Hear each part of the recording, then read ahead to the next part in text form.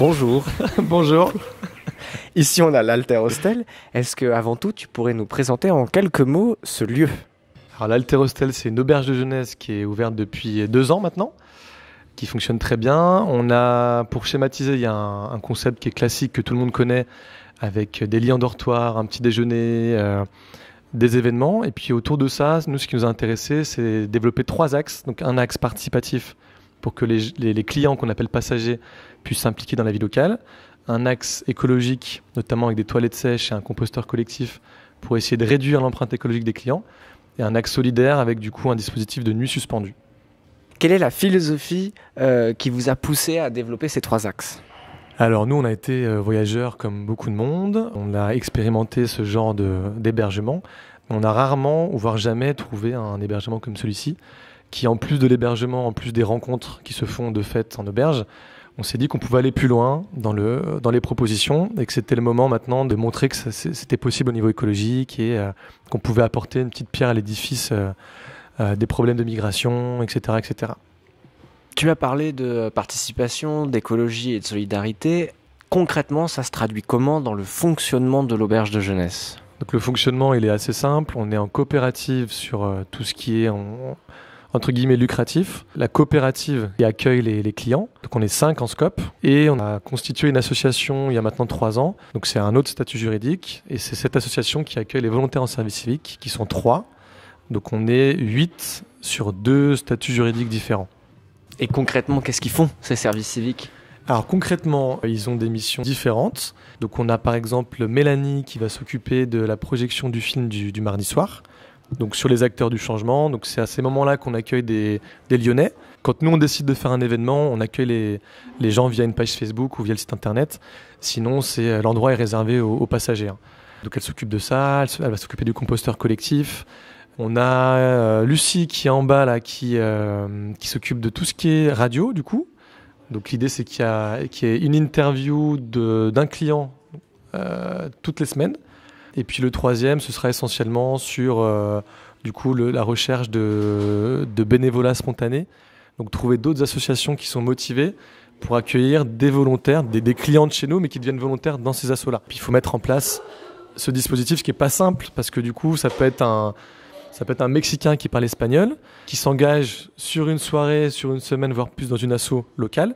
Donc il faut que ce soit simple comme mission. S'il ne parle pas français, c'est compliqué. Parce que justement, votre but, c'est de faire participer les touristes dans la vie de quartier. Enfin, dans la vie d'association. C'est ça, parce qu'on s'est très vite rendu compte qu'il y avait du coup une belle diversité qui vient ici, qu'il y a du monde, et que sur l'ensemble des clients, il y en a évidemment qui savent déjà ce qu'ils veulent faire. Ils visitent Lyon comme n'importe qui, et c'est très bien. Et puis il y a des gens qui restent un peu plus longtemps parce qu'ils cherchent un appart. Donc on a le temps de les rencontrer et on a le temps de leur proposer de s'investir localement. Et l'avantage pour eux, c'est qu'ils aident une asso, donc ils sont utiles. Ils apprennent des choses, ils se font un réseau local. Si on cherche un appart ou un boulot, c'est toujours bien de rencontrer des gens dans le coin. Et l'étranger qui ne parle pas français, du coup, il apprend le français. Enfin, et voilà, il y a plein de trucs positifs à faire ça. Tu en avais parlé plus tôt quand tu as parlé des services civiques, mais je voulais revenir sur les activités que vous proposez ici, parce que vous proposez finalement beaucoup de choses. Ouais. Il y a les films du mardi soir, mais il y a quoi d'autre?